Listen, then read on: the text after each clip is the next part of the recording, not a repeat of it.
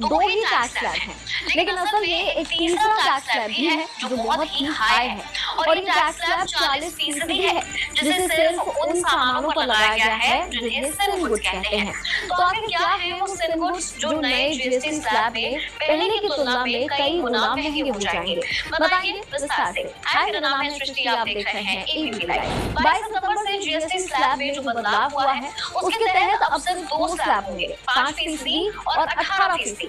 लेकिन ये जो तीसरा स्लैब 40% वाला है वो लगा है उन उत्पादों पर जो बेहद हानिकारक है।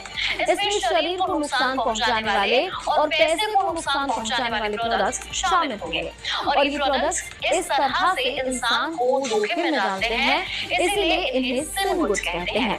इनमें शामिल है सिगरेट, गुटखा, पान मसाला और तंबाकू जो सेहत को नुकसान पहुंचाता है, तो ये सिन गुड्स में आते हैं। कोल्ड ड्रिंक्स में भी केमिकल और हाई शुगर होती है जो शरीर को नुकसान पहुंचाती है, तो इसे भी सिन गुड्स में ही शामिल किया गया है और इस पर भी अब 40% का जीएसटी लगेगा।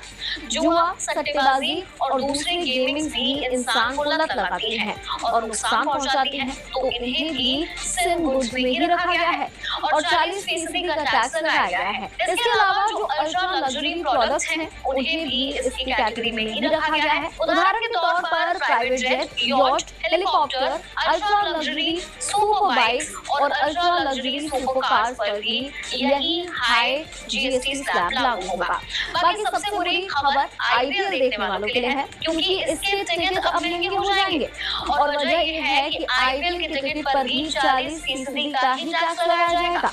तो अब ये सिन गुड्स पर लगने वाला टैक्स आपके खर्च और बढ़ाने वाला है। इसे आप कैसे देखते हैं? आपकी राय कमेंट सेक्शन में बताइए। देखते रहिए एबीपी लाइव।